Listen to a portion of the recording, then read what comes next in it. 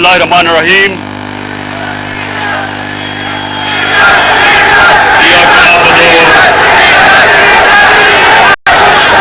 वइय्याका नस्तईन। सबसे पहले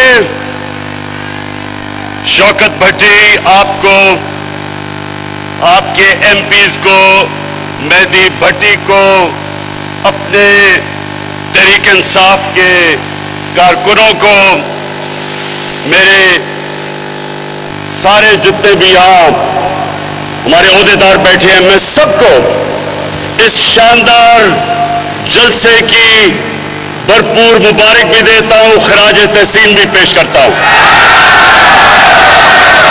लेकिन शौकत भट्टी, आपने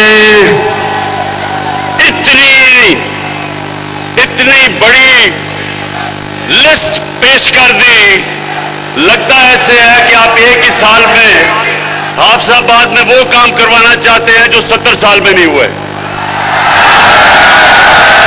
लेकिन इंशाअल्लाह, देखिए, सबसे पहले तो मेरा हाफिजाबाद के लोगों आपसे वादा है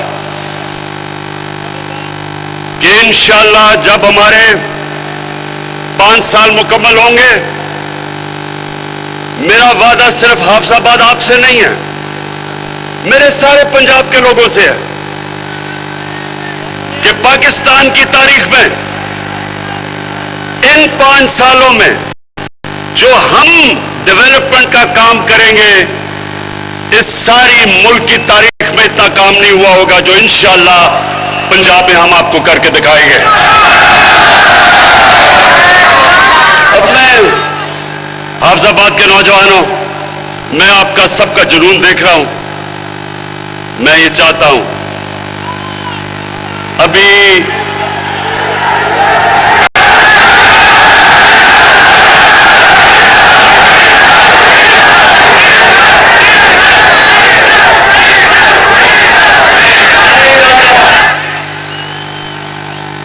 कि ये जो आज मैं आपसे बातचीत करने आया हूं, आपने बड़े तहम्मुल से और आराम से मेरी बात सुन ली। मैं सबसे पहले एक चीज आपसे पूछता हूं, क्योंकि आप बाशऊर लोग हैं, मुझे ये बताएं कि इमरान खान को सियासत में आने की जरूरत क्या थी 25 साल पहले? अल्लाह इमरान खान को सब कुछ दे चुका था, जो भी मैं जिंदगी में चाहता था अल्लाह वो दे चुका था। मैं सिर्फ एक वजह से आया था, और मैं नौजवानों आपके लिए, क्योंकि आप इस मुल्क का मुस्तकबिल है। मैं ये चाहता हूं बड़े गौर से आप मेरी बात सुने। पाकिस्तान क्यों बना था? ये मुल्क इल्लामा इकबाल की जो ख्वाब थी, हम सब अपने आप से पूछे कि क्या जरूरत थी पाकिस्तान की बनाने की? ये एक बड़े मकसद के लिए बना था, और आप अगर जब तक इसको नहीं समझेंगे, हम कौम नहीं बनेंगे। क्योंकि एक कौम तब बनती है वो जब एक नजरिए पे खड़ी होती है। नजरिए के बगैर कौम नहीं बन सकती। वो एक अवाम का हजूम होता है, उसके अंदर कभी आप सुनेंगे कि जाग पंजाबी जाग, कभी आप सुनेंगे सिंधु जैश, कभी पख्तूनिस्तान, कभी बलूचिस्तान की आजादी की तहरीक। क्योंकि जब तक मेरी कौम को मकसद ना पता चले पाकिस्तान बनाने का, हम कौम नहीं बन सकते। और जब एक कौम अपने नजरिए से हटती है, मेरे पाकिस्तानियों, वो कौम तबाह हो जाती है। हमने एक अजीम कौम बनना था, नहीं बने। और आज मैं आप सबके सामने پہلے تو یہ رکھتا ہوں کہ نظریہ تھا کیا پاکستان کا؟ نظریہ پاکستان کا علامہ اقبال نے بڑا واضح کیا تھا کہ ہم نے وہ ریاست بننی تھی جو ہم ساری قوم نے اکٹھا ہونا تھا اس نظریے پہ، جو نظریہ ہمارا نبی صلی اللہ علیہ وسلم کا تھا، اور انہوں نے ایک ریاست بنائی تھی، مدینہ کی ریاست۔ وہ کیوں اللہ ہمیں کہتا ہے کہ اپنے نبی کی سنت پہ چلو؟ کیونکہ وہ مدینہ کی ریاست کے اوپر کئی صدیوں تک مسلمانوں نے دنیا کی امامت کی۔ جیسے جیسے وہ ان اصولوں سے پیچھے ہٹتے رہے، مسلمان نیچے آتے رہے۔ تو میرے نوجوانوں، میں نے فیصلہ کیا کہ میں اپنی قوم کو اس کی تربیت کے لیے ایک اتھارٹی بناؤں جس کا نام رحمت للعالمین اتھارٹی ہے۔ اس کا مقصد کیا ہے؟ اس کا مقصد اپنے نوجوانوں کو، اپنے اسکول کے بچوں کو، سب کو بتانا کہ ہمارے نبی صلی اللہ علیہ وسلم کی سیرت کیا تھی، ان کا راستہ کیا تھا۔ سب سے پہلے آپ نے ایک چیز سمجھنی ہے کہ ان کو رحمت للعالمین کیوں کہتے تھے؟ کیونکہ اللہ نے کہا تھا وہ سب انسانوں کے لیے، صرف مسلمانوں کے لیے نہیں، سب انسانوں کے لیے رحمت بن کے آئے تھے۔ انہوں نے مدینہ کی ریاست میں انسانوں کو اکٹھا کیا تھا۔ اس میں عیسائی بھی تھے، اس میں یہودی بھی تھے، اس میں کافر بھی تھے، ان سب کو انہوں نے انسانوں کو اکٹھا کیا تھا ایک نظریے پہ۔ اور وہ نظریہ یہ تھا مدینہ کی ریاست میں کہ سب سے پہلے ریاست میں عدل اور انصاف ہوگا۔ ریاست انسانوں کو ایک ہی قانون سب انسانوں کو رکھے گی، یعنی کہ طاقتور اور کمزور ایک ہی قانون، قانون کی حکمرانی، انصاف۔ دوسرا ریاست میں اصول تھا انسانیت، فلاحی ریاست، دنیا کی تاریخ کی پہلی فلاحی ریاست بنی تھی۔ اور تیسری خودداری، کہ وہ ریاست ایک آزاد ریاست تھی۔ اور ان تینوں کے اوپر بھی میں بات کروں گا، لیکن انہوں نے اس سے عوام کے لیے اللہ نے مدینہ کی ریاست میں جو قرآن کی آیت تھی، امر بالمعروف ونہی عن المنکر، اللہ نے انسانوں کو کہا کہ ریاست کی تو ذمہ داری انصاف دینا، خوددار قوم، انسانیت، فلاحی ریاست، لیکن عوام کی ذمہ داری کیا تھی کہ تم اچھائی کے ساتھ کھڑے ہوگے اور برائی کے خلاف جہاد کرو گے۔ یہ سمجھیں کہ اللہ نے انسان کو یہ اجازت نہیں دی تھی کہ ایک طرف برائی ہو رہی ہو اور آپ انسان کہے جی کہ میں تو کسی کی طرف بھی نہیں ہوں۔ یہ میں 25 سال سے اپنی قوم کو بتا رہا ہوں کہ جب تک ایک قوم برائی کے خلاف نہیں کھڑی ہوگی، اس قوم میں برائی بڑھ جائے گی، وہ قوم آگے نہیں بڑھے گی۔ جب ایک قوم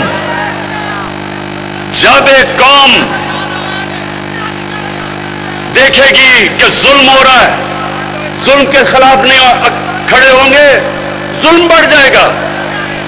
جب ایک قوم دیکھے گی کہ کرپشن بڑھ رہی ہے اور قوم کچھ نہیں کرتی، تو معاشرے میں کرپشن بڑھ جائے گی۔ جب ہم آپ دیکھتے ہیں کہ معاشرے میں سیکس کرائم بڑھتی جا رہی ہے، بچوں سے زیادتیاں، ریپ، یہ معاشرہ اس کا مقابلہ کرتا ہے۔ تو میں سب سے پہلے اپنی قوم کو یہ بتانا چاہتا ہوں کہ میں 25 سال سے اپنی قوم میں تبلیغ کر رہا ہوں کہ آپ کے اوپر فرض ہے کہ ہم سب، اگر ہم نے عظیم قوم بننا ہے تو ہمیں سب اچھائی کا ساتھ دینا ہے. ہم جب دیکھیں کہ ملک کے نامور کرپٹ لوگ، مجرم، عدالتوں میں جن کے کیس، وہ جب سب کھڑے ہو کے ایک طرف کوشش کرتے ہیں کہ ملک کی ریاست کو گرانے کے لیے، پیسہ چلانے کے لیے، لوگوں کو خریدنے کے لیے، چوری کے پیسے سے لوگوں کے ضمیر خریدنے کے لیے، تو ریاست کی ذمہ داری ہوتی ہے اس کے خلاف آواز بلند کرنا. عوام کی ذمہ داری ہوتی ہے، عدلیہ کی ذمہ داری ہوتی ہے، الیکشن کی ذمہ داری ہوتی ہے. قوم مقابلہ کرتی ہے اس کا. میں نوجوانوں مغرب میں اپنا بڑا ٹائم گزارا کرکٹ کی وجہ سے. آپ یقین کریں کہ ان کی جمہوریت کے اندر کسی کی جرأت نہیں ہو کہ وہ کسی ایم پی کے اوپر، ممبر آف پارلیمنٹ کا ضمیر خریدنے کی کوشش کرے. ان کی جرأت نہیں ہوتی. نہ ایم پی کی، ممبر پارلیمنٹ کی جرأت ہوتی ہے بکنے کی، کیونکہ انہیں پتا ہے کہ وہ معاشرے میں نہیں اپنی شکل دکھا سکیں گے. ایک نوجوانوں نے ذرا غور سے سنیں، یہ ساری زندگی باتیں آپ کو کام آئیں گی. امریکہ کے اندر ایک بڑا امیر آدمی تھا، اس کا نام برنی میڈوف تھا. بہت امیر آدمی تھا، سارے بڑے بڑے لوگ اس کو جانتے تھے، فلم سٹار وغیرہ سب جانتے تھے. وہ کرپشن میں پکڑا گیا. اب نوجوانوں یہ سنو اس سے ہوا کیا. جب وہ کرپشن میں پکڑا گیا، اس کے بڑے بیٹے نے خودکشی کی.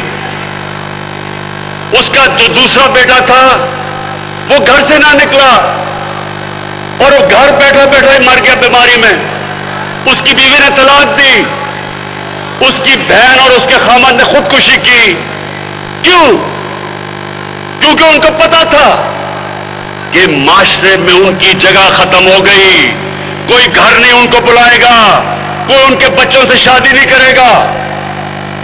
یہ ہوتا ہے خوف. جب ایک قوم امر بالمعروف پہ کھڑی ہوتی ہے، خوف ہوتا ہے لوگوں کو کہ معاشرہ کیا کہے گا. تو میں اس لیے رحمت للعالمین اتھارٹی بنائی کہ ہم اپنے بچوں کو پڑھائیں، اسکول کے اندر بچوں کو سیرت نبی سے پڑھائیں، یونیورسٹی میں ریسرچ کروائیں، اس کے اوپر ڈبیٹس کروائیں، ملک کا کریکٹر بنائیں. ایک جب مدینہ کی ریاست کھڑی ہوئی تھی تو ہمارے نبی صلی اللہ علیہ وسلم نے ان کا کریکٹر، ان کو لوگوں کو اٹھا دیا تھا، اخلاقیات اٹھا دی تھی. اور اس لیے ایک تو یہ وجہ ہے کہ میں نے یہ اتھارٹی بنائی کہ سیرت نبی کی سیرت بچے بچے کو پتا ہو، پھر وہ جو مرضی کرنا چاہتا ہے کرے، لیکن ہم اپنی ریاست، اپنے لوگوں میں شعور پیدا کریں کہ ان کو پتا تو چلے کہ یہ ملک بنا کیوں تھا. ہم نے تو ایک مثال بنی تھی دنیا میں کہ ایک مثالی اسلامی ریاست کیا ہوتی ہے. یہ تو علامہ اقبال کی سوچ تھی. تو میں سب سے پہلے یہ کہنا چاہتا ہوں کہ میں 25 سال پہلے جب سیاست شروع کی تھی تو میں اس لیے نہیں آیا تھا کہ ٹماٹر کی کیا قیمت ہے اور آلو کی کیا قیمت ہے. میں اس لیے آیا تھا کہ میں پاکستانیوں کو ایک قوم بنانا چاہتا تھا. میں دیکھا کہ کیسے قائد اعظم کے بعد آہستہ آہستہ ہماری قوم دنیا میں اس کا وقار کرتا گیا.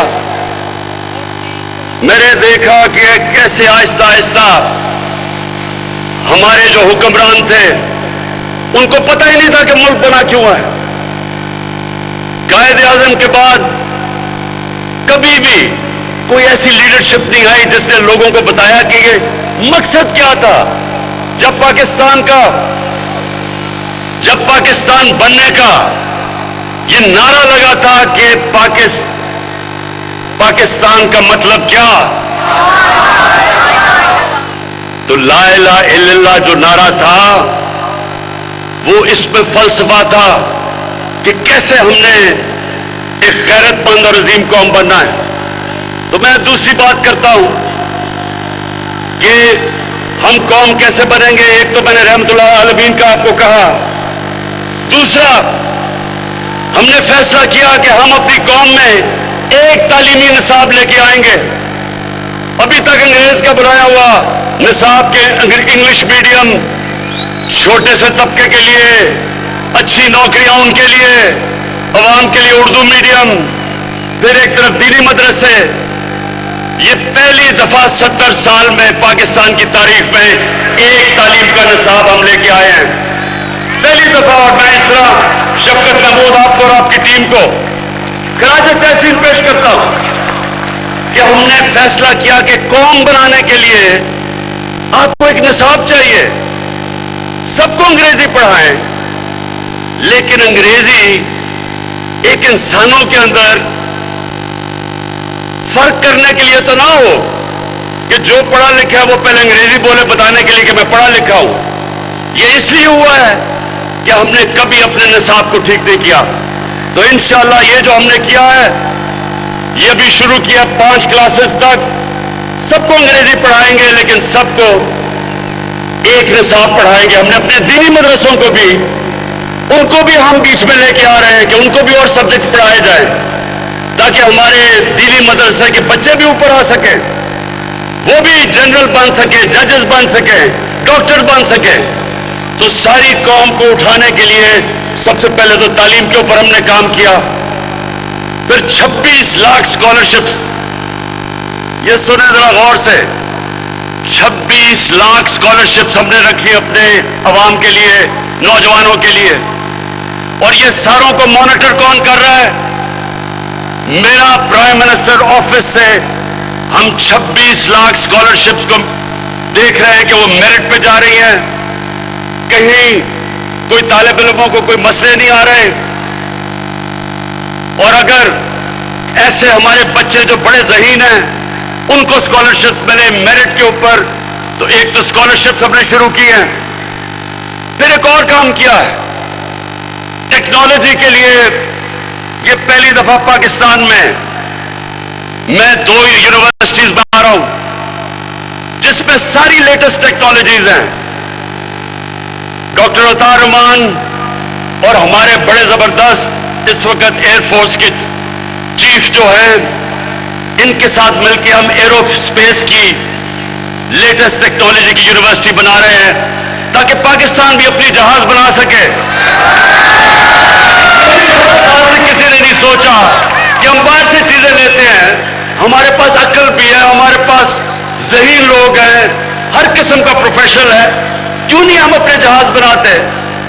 تو یہ جو ہم نے اس لیے بھی نہیں بناتے کہ ہمارے پاس کوئی یونیورسٹی نہیں ہے. اور ایرو اسپیس کی ٹیکنالوجی کی تو 2 یونیورسٹیز شروع کر دی بنانی, اور انشاءاللہ ان یونیورسٹی سے آپ دیکھیں گے کہ ملک اپنے پیر پہ کھڑا ہوگا. ہم لوگوں سے یہ چیزیں نہیں منگوائیں گے. اچھا, اس کے بعد میرے نوجوانوں, اب میں آپ کو جو سب سے ضروری بات بتانا چاہتا ہوں. ہمارے نبی صلی اللہ علیہ وسلم جب مدینہ کی ریاست میں ان کے پاس تھوڑے سے بھی مسلمان ہوئے تھے, 5000 یا 6000 مسلمان تھے. یہ ذرا غور سے سنیں, تاریخ کا حصہ ہے. 628 اور 629 انہوں نے 2 خط لکھے. اب سوچیں کہ مسلمان تھوڑے سے چند ہزار تھے, اور خط لکھا انہوں نے ایک سپر پاور کو. دنیا بٹی ہوئی تھی 2 سپر پاورز کے بیچ میں, ایک تھا پرشین امپائر, ایک سپر پاور ایک طرف مشرق میں, اور مغرب میں تھی روم بیزنٹائن امپائر. انہوں نے دونوں سربراہ کو ایک خط لکھا, دونوں کو ایک پیغام دیا کہ میں اللہ کا پیغام لے کے آیا ہوں, اگر تم اس پیغام پہ چلو گے تو تمہاری بہتری ہے. اب سوچیں کہ ایک لیڈر, دنیا کے تاریخ کا سب سے عظیم لیڈر, اس کی شان دیکھے کہ جب ان کی فوجیں لاکھ लाख लाख से ज्यादा बड़ी फौजें और जदीद हथियार थे, ये कुछ भी नहीं थे, थोड़े से हजार मुसलमान थे। लेकिन दुनिया के लीडर को जरा देखें कि उसने उनको ये नहीं कहा कि मैं इमदाद चाहता हूं, उन्हें ये नहीं कहा कि मैं तुम्हारे से कर्जे चाहता हूं, उन्होंने कहा मैं सच का पैगाम लेके आया हूं। और दुनिया की तारीख शाहिद है कि 10 साल के अंदर अंदर उन 2 खत के बाद दोनों सुपर पावर्स घुटने टेक गई मुसलमानों के सामने। तो हाफिजाबाद के लोगों सुनो, लीडर कभी किसी के सामने झुकता नहीं है। हमारे नबी सल्लल्लाहु अलैहि वसल्लम ने उनकी सुन्नत यह है कि ला इलाहा इल्लल्लाह इंसान को गैरत देता है। जब वो एक इंसान ला इलाहा इल्लल्लाह पढ़ लेता है, वो किसी झूठे खुदा के सामने नहीं झुकता। और हमारी बदकिस्मती कि हमारे जनाब यहां का प्राइम मिनिस्टर अमेरिकी सदर के सामने बैठता है,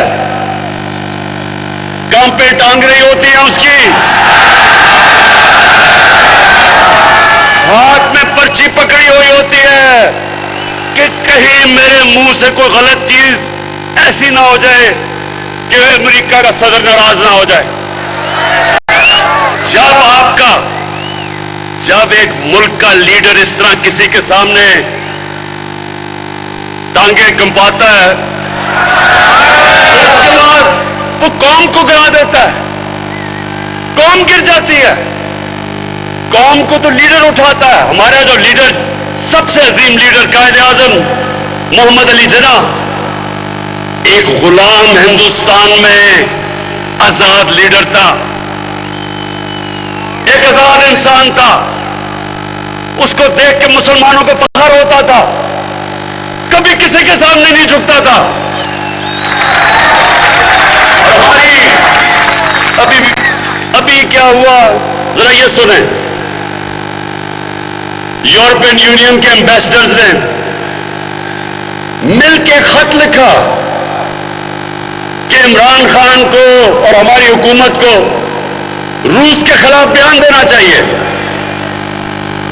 अब ये सारे प्रोटोकॉल के खिलाफ है, ये सारे डिप्लोमेटिक प्रोटोकॉल्स के खिलाफ है कि एम्बेसडर्स ओपन लेटर लिख दें। और मैंने उनकी सही तनकीद की। मैंने उनको यह कहा कि तुमने हिंदुस्तान से इस तरह जुर्रत है खत लिखने की, और किसी मुल्क को लिखोगे ऐसा खत? उन्होंने ये पूछा कि हम एक आजाद मुल्क हैं, हम किसी के गुलाम नहीं हैं। हमारे यहां अब ये सुने, पहले तो 2-3 लोगों की स्टेटमेंट्स आ गई। फजल रहमान ने कहा जी बड़ा इमरान खान ने बड़ा जुल्म कर दिया।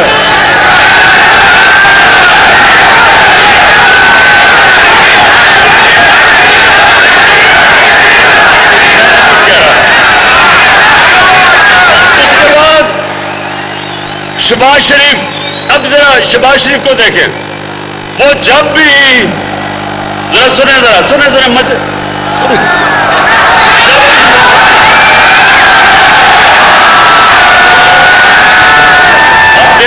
जब वो कोई बाहर का एम्बेसडर गोरा आता है उसके सामने, तो वो जल्दी से अपनी टाई कमीज पहन के ना तो अपना सूट पहन लेता है। सर मैं भी आप ही की तरह हूं। और फिर वो कहता है कि ओहो इमरान खान ने बड़ा जुल्म कर दिया कि यूरोपियन अंग्रेजों की उन्होंने तनकीद कर दी। उसके बाद गम पे टांगरी कहता है को इमरान खान ने पाकिस्तान पे जुल्म कर दिया। मेरे पाकिस्तानियों जरा गौर से सुने, मैं इन सबसे बेहतर मगरब को जानता हूं। मेरी जिंदगी के कितने साल गुजरे, क्रिकेट खेलता था सारी दुनिया में। मैं मगरबी ज़हनियत को अंदर से जानता हूं। जो लोग उनके जूते पॉलिश करते हैं वो उनको हकारत से देखते हैं।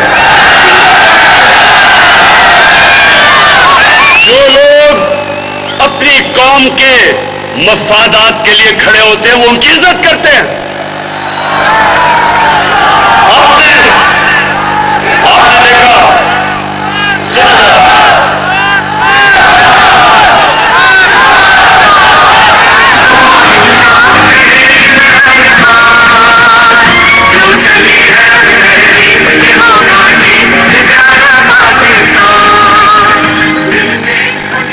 دیکھیں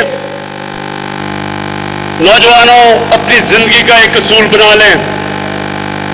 دنیا اس انسان کی عزت کرتی ہے جو اپنی عزت کرتا ہے.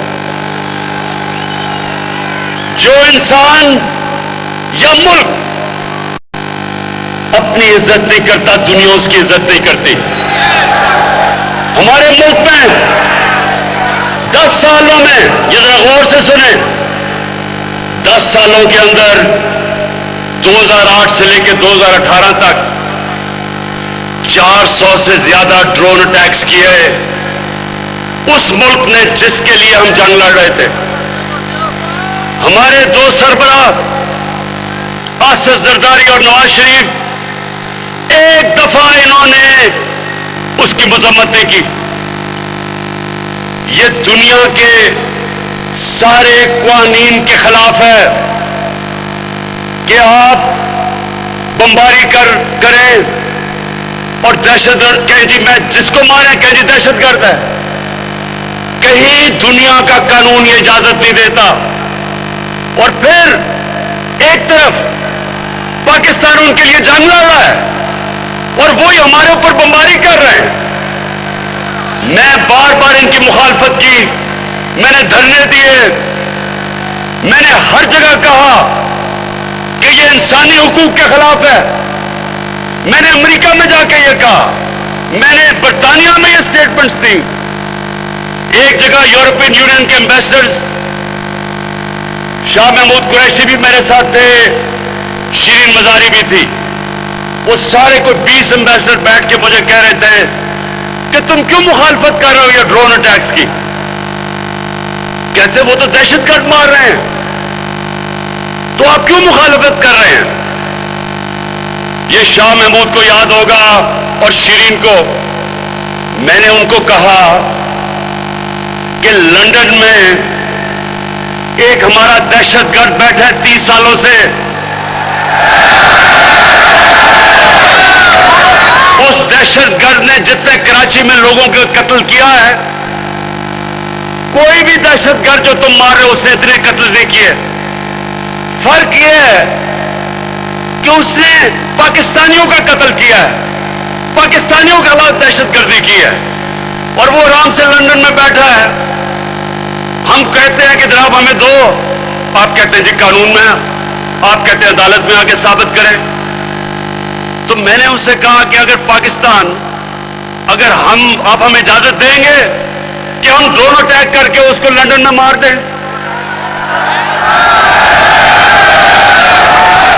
ان کو یاد ہے شاہ محمود کو. میں نے اس سے جب پوچھا میں نے کہا آپ ہمیں اجازت دیں گے, اور اگر آپ اجازت نہیں دیں گے اور کبھی بھی کوئی بھی مہذب معاشرہ نہیں دیتا تو کیا ہم آپ کی کمی ہیں کہ آپ یہاں کے ڈرون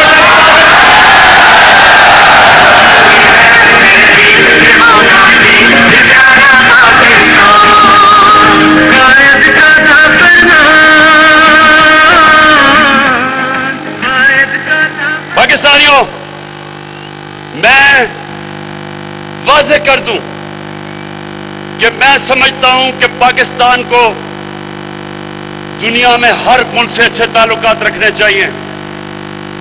امریکہ سے اچھے تعلقات رکھنے چاہیے. بہت بڑی پاور ہے, ہماری تجارت اس کے ساتھ ہے. ہمارے بڑے عظیم پاکستانی وہاں رہتے ہیں. لیکن میں 22 کروڑ پاکستانی کا وزیر اعظم ہوں. میری سب سے بڑی میری جو ذمہ داری ہے کہ میں اپنے پاکستانیوں کے حقوق کی حفاظت کروں, میں اپنے پاکستان کے مفادات کی حفاظت کروں. میں یہ کبھی اجازت نہیں دوں گا کہ کوئی آ کے फॉरेन पॉलिसी ऐसी हो कि हम किसी को खुश करते करते